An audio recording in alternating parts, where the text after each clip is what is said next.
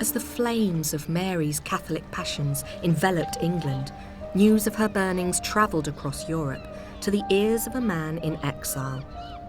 A man whose work would help ensure the future fate of both Tyndale and Cranmer's works.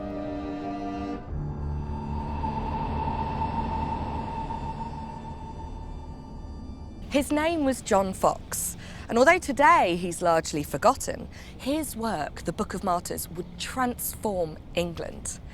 It so savagely turned the country against Catholicism that just over a century after it was published, laws were passed which ensured that no English monarch was allowed to be Catholic again. Foxe had been an Oxford Don, but he was caught up with the ideas of the Reformation and forced to leave the university. When Mary came to the throne, Foxe knew he was in danger, so he and his heavily pregnant wife fled for the continent. And it was here in Basel where the seeds for his revolutionary work were sown.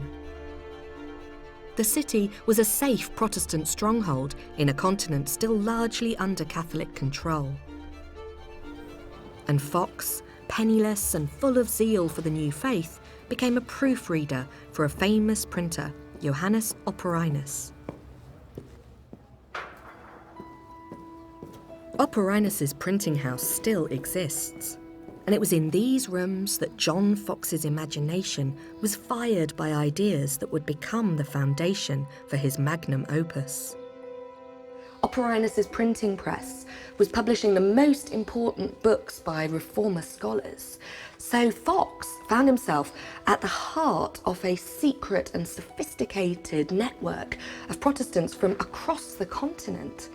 They were risking their lives to smuggle out heretical documents, letters from reformers in prison, and news of the latest executions. It was an atmosphere of dangerous innovation. One of the most popular types of books being printed were martyrologies. These were gruesome accounts of those brutally killed for their faith throughout history.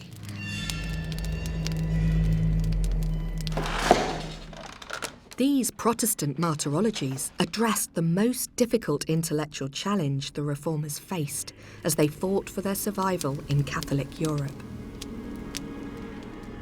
The problem for Foxe and the other Protestant visionaries around him was that those being killed were not seen as heroes or martyrs in Catholic England, but as heretics, as political dissidents, so dangerously wrong in their beliefs that they were jeopardising not only their own souls, but the spiritual health of the nation. Foxe and the reformers knew that in order for Protestantism to win out in England, they had to prove that far from being radical heretics, these men were in fact the true church, and that it was Catholicism which had perverted the Christian message and was leading people astray. Foxe's task to prove this was nothing less than a rewriting of 1,000 years of English history, showing how her millennium as a Catholic country was a heretical aberration, and how her people now had the chance to reject this false faith and embrace the true church. And in 1558, Foxe finally saw his opportunity with the death of Mary Tudor, leaving Anne Boleyn's daughter, Elizabeth, as her heir. Elizabeth was Protestant. It was the moment Foxe had been waiting for. It was a chance for a martyrology he would produce to influence the thinking not just of a queen, but of an entire nation. Now he just had to turn his vision into a reality. It was the most complicated and technically demanding book ever printed in England, and in its fullest manifestation was 6 times the length of the Bible. And I've come to Foxe's old Oxford College, Magdalen, to see it. So exciting to see this particular book. It's huge. It is. This is the first English edition of John Foxe's Acts and Monuments, otherwise known as the Book of Martyrs. Not only that, It's the copy that John Foxe dedicated and gave to Magdalen College, Oxford. And then we can see down at the bottom John Foxe's signature. The book was full of Foxe's detailed accounts of the deaths of Protestants. But what made it an instant success was a rather more tabloid idea of days. In a masterstroke, he took the financial risk of funding woodcuts of the martyrs being killed in ingenious ways, ensuring that an even largely illiterate population would understand the message they were trying to convey. In fact, the book was far more than a macabre record of Catholic tyranny. It was a profoundly ideological piece of Protestant propaganda. And it's the ornate frontispiece that epitomises what Foxe and Day were trying to prove. Okay, so here we have the title page. On the left and on the right, you see these opposing images. And what it's setting up right from the beginning is these are the Protestants, these are the true church, these are the Catholics, these are the false church. So what's happening? Bottom on the right, we have a preacher preaching to a not very captivated group of people, it has to be said. Not a book in sight. It's about rosaries, it's about processions, and it's about a priest who is thinking more about himself than preaching to his flock. And just sneaking into the shot there is a little devil with his tongue out and his hand ready to clutch those souls. Because it then moves into a more sinister image. We have, again, quite ugly men kneeling, and the priest here is elevating the host, and so they are representing transubstantiation here. They are representing that moment when body and blood are a real thing, not a memorial, as the Protestants would have said. Right above them, that elevated host moves into some more devils who are clutching souls, and they are looking in distress, clearly because they are not saved. Put that in comparison to the left. We have a very handsome preacher with a fine beard.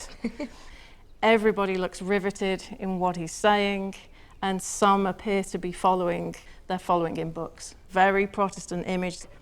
And we move from that straight up to watch those martyrs at the stake. Yep. There's a direct correlation between the two. If you go to goodly preaching, and if you are burned at the stake as a heretic, you're not, because you are going to go and join these people up here with their beautiful crowns and their trumpets, and clearly representing those souls who have been saved. Foxe is literally rewriting history at this moment, saying the Protestants aren't the heretics, the Protestants are the saved. Foxe had visualised a new ideology. Now he just needed it to spread. But for that, he had to secure the backing of the Queen. 7 years after the first edition, Foxe and Day launched a new version of the Book of Martyrs.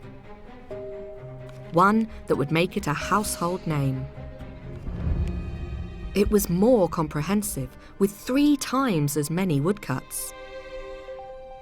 And Day again had a stroke of genius to make exclusive gift copies for influential members of the Elizabethan regime. This one belonged to Queen Elizabeth's Archbishop, Matthew Parker. What makes it so exceptional is that every single image has been individually hand-painted. In this epic, the new Queen and her advisors saw a unique opportunity, a work that had the potential to persuade the entire nation to reject Catholicism once and for all. It was a gift that didn't go unrewarded. In 1570, the Queen's Privy Council ordered the Archbishops of York, Canterbury and London to acquire copies of Foxe that could be distributed to parish churches across the country. The Book of Martyrs was to act as a Protestant warning against the tyranny and barbarism of Catholics, and persuade a people worn down by decades of religious conflict to accept a Protestant rule.